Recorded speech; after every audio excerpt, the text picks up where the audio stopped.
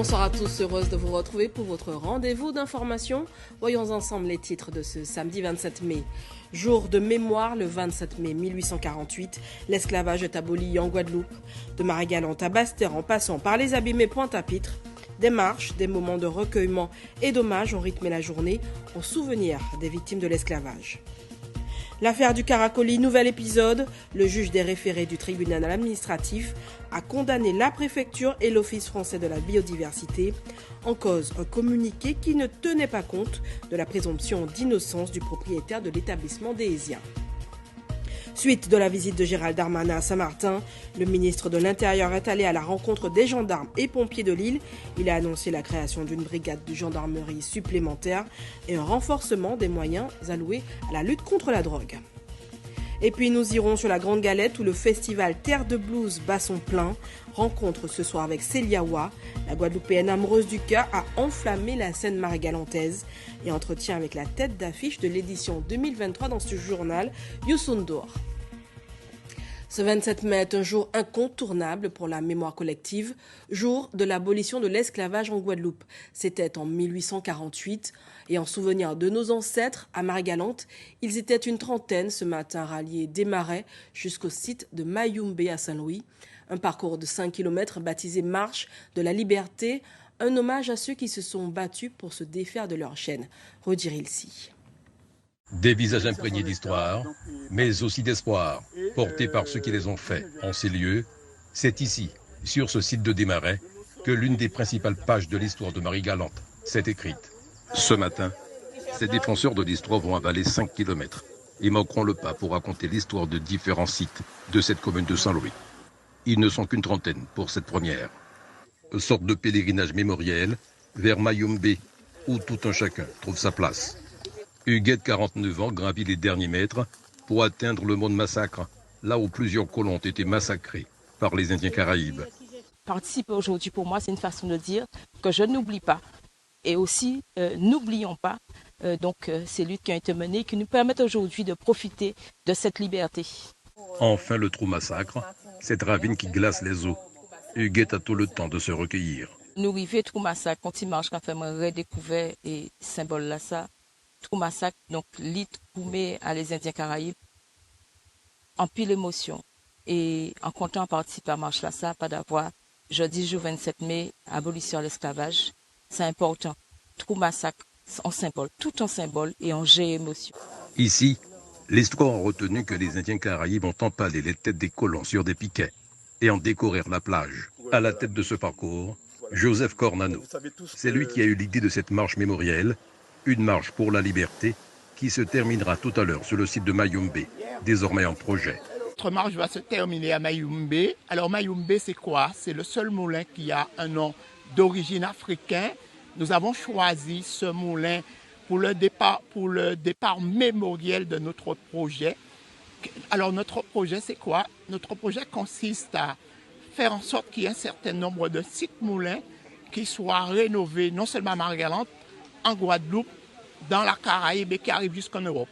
Mayumbe, c'est pour nous très important, c'est le départ mémoriel de notre projet.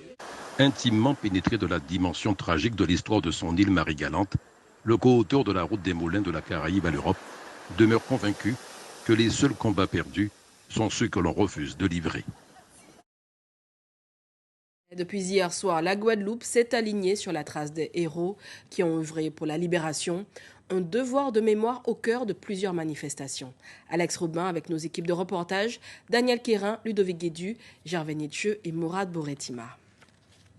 En ce jour du souvenir de l'abolition de l'esclavage, la marche est encore une fois l'exercice préféré de tous ceux qui rendent hommage à nos ancêtres. Des marches en mode songé pour le LKP et tous ceux qui sont dans la posture du lionnage contre profitation. Songé pour dénoncer et entrevoir un autre avenir pour un territoire toujours marqué par les brûlures de l'histoire. Pour nous, le 27 mai, c'est une date fondale dans l'histoire et mémoire à travailler et peuple Guadeloupe. Et dans l'histoire, nous avons le crime que l'État français commet avec Mambloa, avec toute justice à incident et qui restait impuni. Et c'est encore une fois les victimes qui passaient pour coupables. Donc c'est pour ça, je là, nous, Kayajari, pour honorer le combat à ancêtres en nous, 1794, octobre 1794, où ils battent les royalistes français qui étaient besoin rester en esclavage en pays là ça. Hier soir, c'est à l'initiative de la ville des Abîmes que des participants ont arpenté le boulevard des Héros. Du rond-point Ignace à celui de Delgrès, les marcheurs ont côtoyé ce passé qui interpelle encore de nos jours, même si la concurrence d'autres attractions ont un peu volé la vedette à l'histoire. Je pense que par rapport à la manifestation de Marie-Galante, donc et ça fait tellement longtemps que les gens n'ont pas été à Marie-Galante, donc je pense que ça nous a un petit peu joué sur le... Mais bon, c'est normal. Hein. Je pense que c'est un devoir de tout Guadeloupéen, descendant d'esclaves, de commémorer ce moment-là, très important, symbolique. Au MACT ce matin, l'ambiance est lourde, c'est le passé récent qui retient l'attention. Le volet social qui a agité le site a freiné les ardeurs, mais le personnel en voie de réhabilitation a voulu cependant honorer ce passé en envisageant d'autres perspectives pour le site de Darboussier. C'était vraiment important pour nous qu'on puisse voir que la mémoire, elle est effectivement valorisée par nous-mêmes, mais aussi qu'elle permet à tous les autres d'y être associés. À l'entrée du marque, il faudrait qu'on ait des stèles vraiment bien faites, avec des visages tels que Marie Scondé, Hyacinthe Bastaro, en fait tous ceux qui ont fait la Guadeloupe, et la stèle du Nègre Marron peut être là. 27 mai, une étape pour revoir le cheminement humain sur cette terre marquée à jamais par les atrocités infligées par des hommes à d'autres hommes.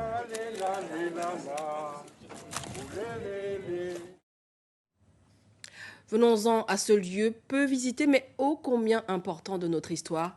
Le cimetière des esclaves de Capesterre-Belle-Eau, qui abrite une centaine de tombes, est en voie d'être réhabilité. C'est en tout cas le souhait du maire Jean-Philippe Courtois, qui entend lancer les travaux dans les prochains mois. Gervais Nietzsche et Mourad Boretima. Le lieu est modeste, mais porteur d'une histoire émouvante. L'histoire tragique de la colonisation et de l'esclavage en Guadeloupe. Ce jour-là, Rosanne Bathilde, élue municipale, et Douglas Philippe, responsable associatif, viennent se recueillir devant la stèle. Un monument érigé à la mémoire des esclaves qui auraient été enterrés dans ce sous-bois.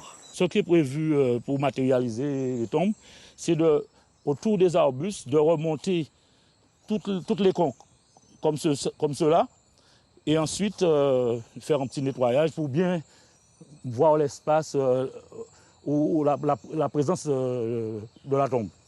Dans cet endroit, il y aurait une centaine de tombes en terre battue. Elles sont toutes anonymes. Douglas Philippe est natif de Saint-Sauveur, le quartier qui abrite ce cimetière. Les anciens nous ont toujours dit que c'était destiné aux esclaves parce qu'on ne les enterrait pas avec les autres personnes. C'était un lieu au bord de la mer. Quand j'étais plus jeune, je traversais. On s'empressait de traverser parce que c'était un lieu où, par moment, on entendait, c'était le calme total, comme s'il n'y a rien qui n'existait. On a toujours des ressentis quand on passe ici, quoi. Le cimetière des esclaves, situé sur la commune de Capesterre-Belle-Eau, dans le sud de la Guadeloupe, est difficile d'accès. Et peu de touristes connaissent son existence. La mairie envisage d'aménager ce site. Aménager, c'est mettre, par exemple, des paillotes, afin qu'on puisse passer un petit moment avec les enfants, les touristes qui vont venir aussi. Pour l'heure, le projet en est à sa phase de démarrage. Mais la municipalité de Capesterre-Belle-Eau et l'association Dauphin d'Or assurent qu'il deviendra réalité avant la prochaine commémoration de l'abolition de l'esclavage en 2024.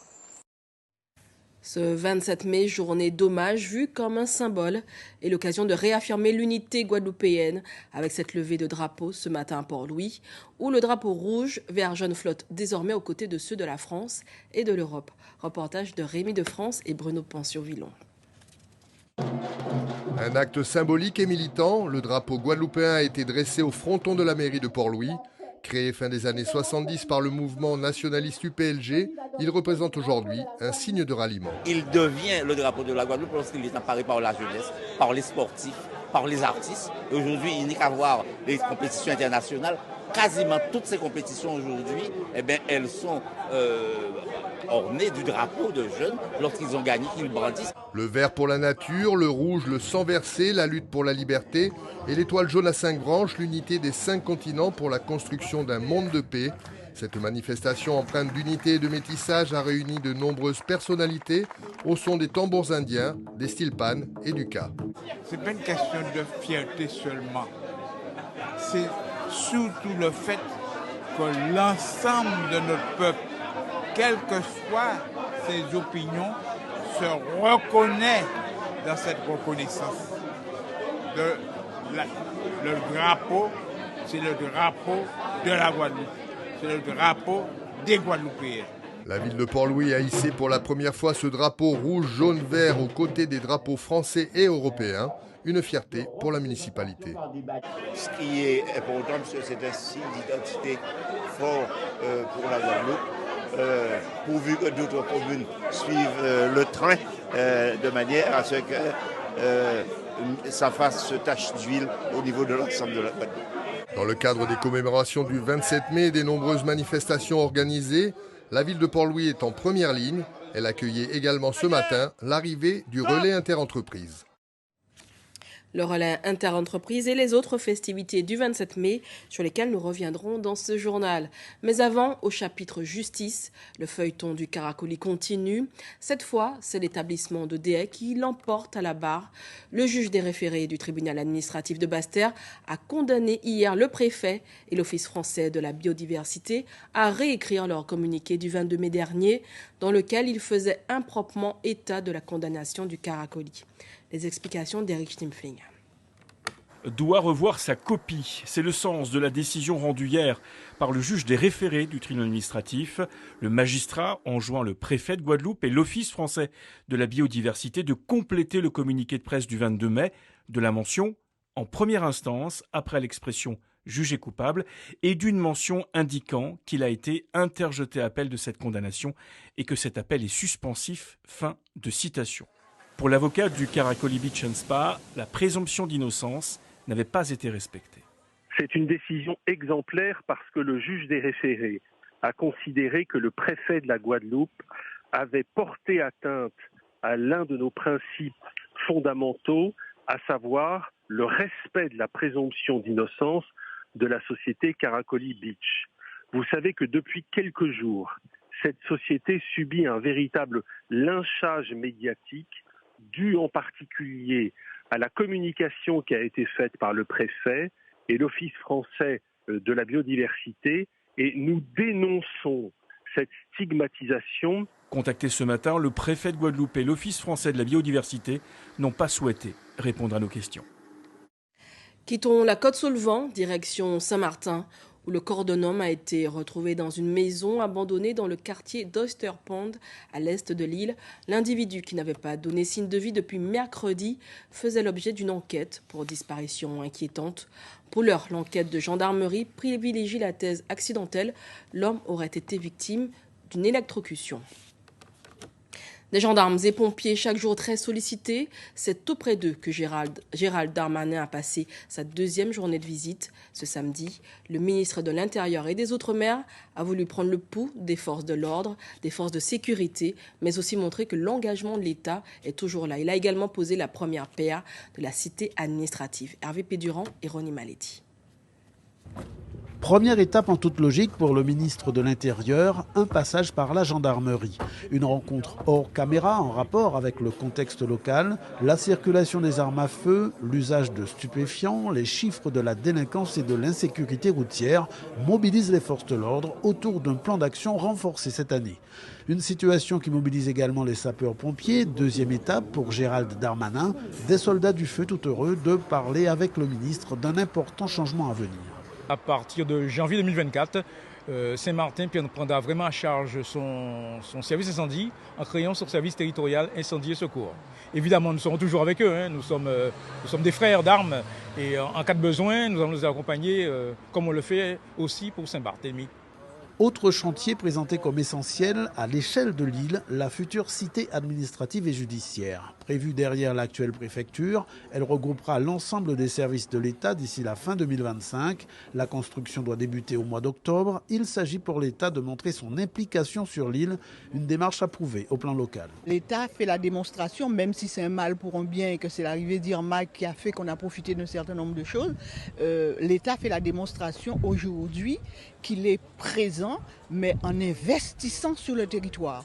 Tous les services de l'État sont regroupés en un lieu et aujourd'hui c'est symbolique. C'est symbolique pour nous, la population de Saint-Martin, puisque ça veut dire que lorsqu'on s'investit sur notre territoire, c'est qu'on prend toute sa place. Ça n'a pas toujours été le cas.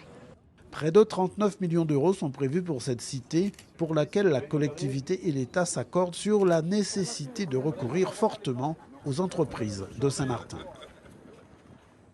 Hier, Gérald Darmanin a signé un accord historique venant mettre fin à un conflit qui durait depuis plusieurs décennies entre la France et les Pays-Bas. La frontière entre les deux parties de l'île est donc définitivement matérialisée. L'heure est aujourd'hui à l'apaisement et à la coopération. Reportage Hervé Pédurand, Ronnie Maletti.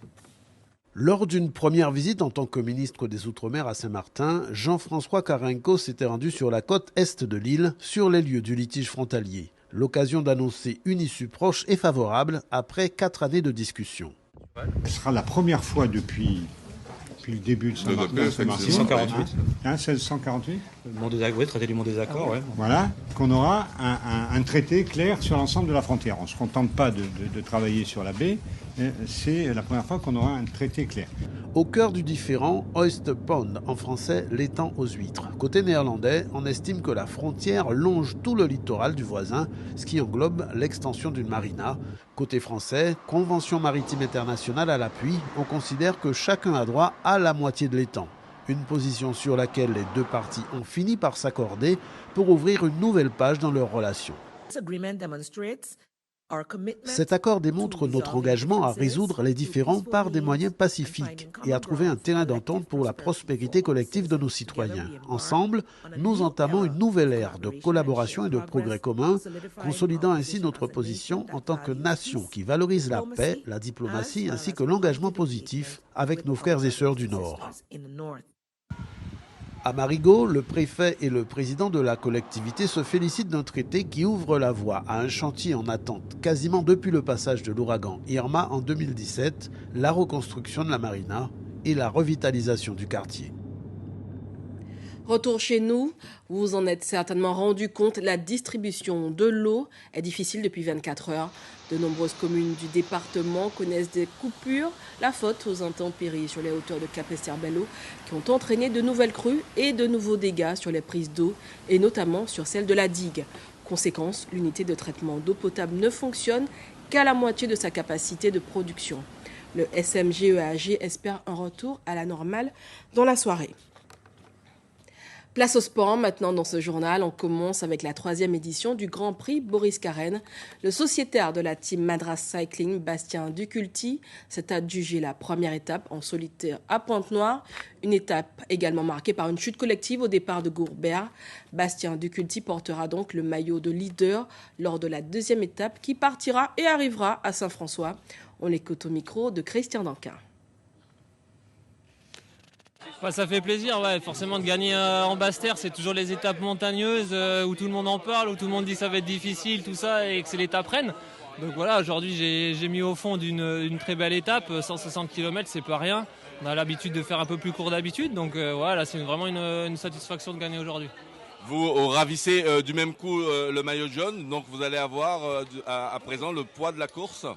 Oui, le poids, oui et non. Vous savez, ici, on peut pas, il n'y a pas forcément de gestion à avoir, tout ça. C'est tous les jours des courses d'un jour, même si c'est un classement général. Alors, on est que samedi. Il reste encore 3 étapes, des étapes longues et piégeuses. Donc, honnêtement, le poids de la course, je vais pas le mettre sur l'équipe et sur moi non plus. On aura le maillot, certes, mais on va courir comme d'habitude et comme on sait le faire. Et pour tout voir et revoir de cette première étape, ne manquez pas la page spéciale du Grand Prix Boris Carène juste après ce journal. L'autre grand rendez-vous sport et mémoire de la journée s'est tenu entre Petit-Bourg et Port-Louis.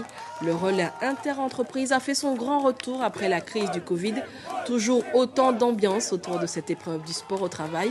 Une quarantaine d'entreprises au départ et un défilé de satisfaction à l'arrivée. C'est la team Moule qui s'est imposée cette année devant Petit-Bourg et la Riviera du Levant. L'équipe de la première se classe, elle, 8e. Donc vous voyez, il y avait de l'ambiance. On continue avec ce rendez-vous musical qui lui aussi a fait son grand retour après 3 années d'absence. La 21e édition du festival Terre de Blues s'est ouverte hier avec une belle découverte pour beaucoup. Elle mélange le gros cas, le jazz et même le hip-hop. La Guadeloupéenne Célia Wa a été l'ouverture de ce festival Terre de Blues. Reportage en ambiance hier soir avec Rudy Rilsi.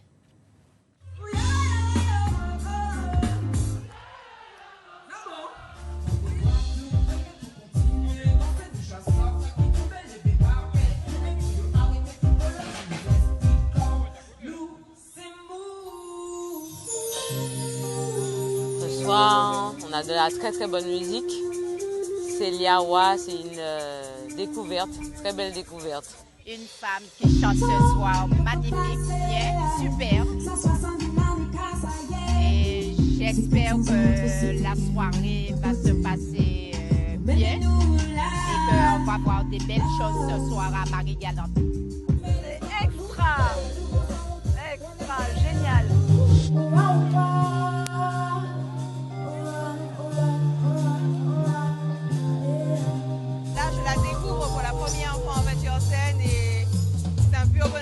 Franchement, ouais, j'aime la flûte.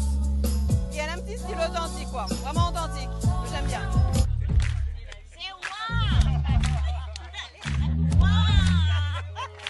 Ça swing.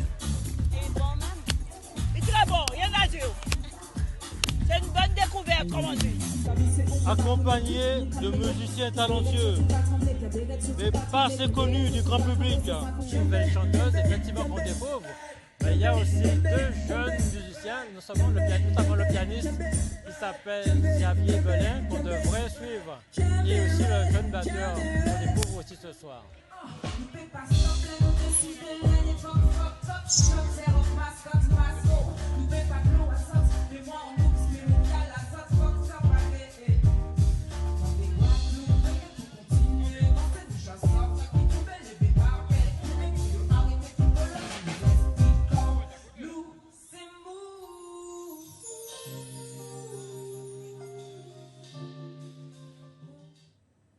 Célia Wa qui a visiblement fait l'unanimité. Et lui, à la tête d'affiche de l'édition 2023, cela fait plusieurs années qu'il n'était pas venu aux Antilles. Le célèbre musicien Youssou N'Dour, ancien ministre du Tourisme du Sénégal, est arrivé cet après-midi chez nous avant de s'envoler pour Marie-Galante où il se produira demain. Youssou N'Dour nous a accordé un entretien.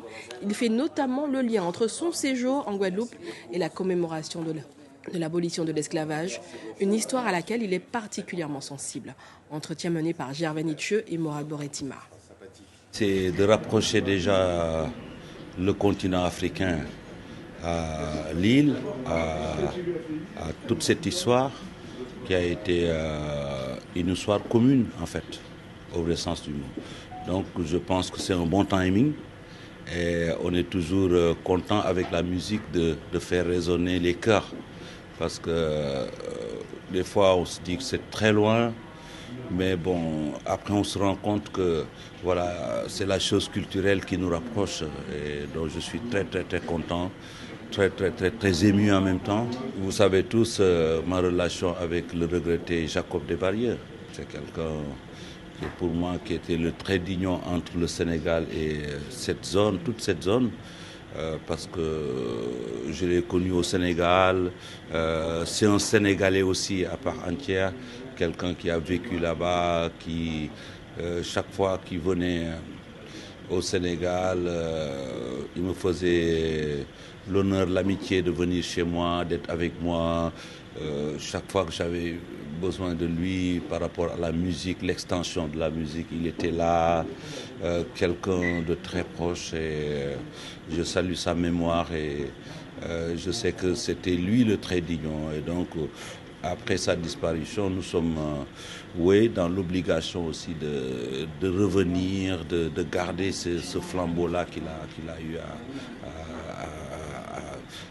à mettre entre nos deux pays, nos deux zones, nos deux continents. Donc Youssou N'Dour qui se produira demain. C'est maintenant la fin de ce journal. Mais avant de nous quitter, je vous en rappelle l'une des informations principales. Ce 27 mai, jour de mémoire, le 27 mai 1848, l'esclavage est aboli en Guadeloupe.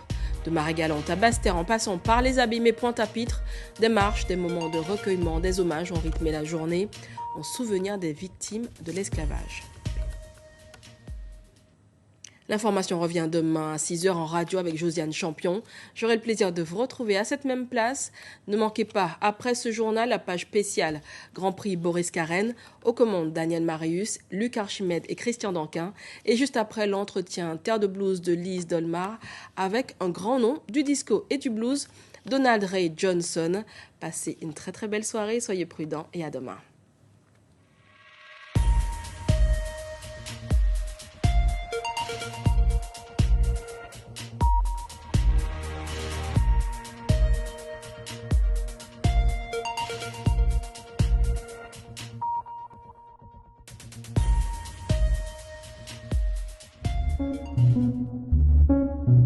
L'info continue sur guadeloupe.lapremière.fr.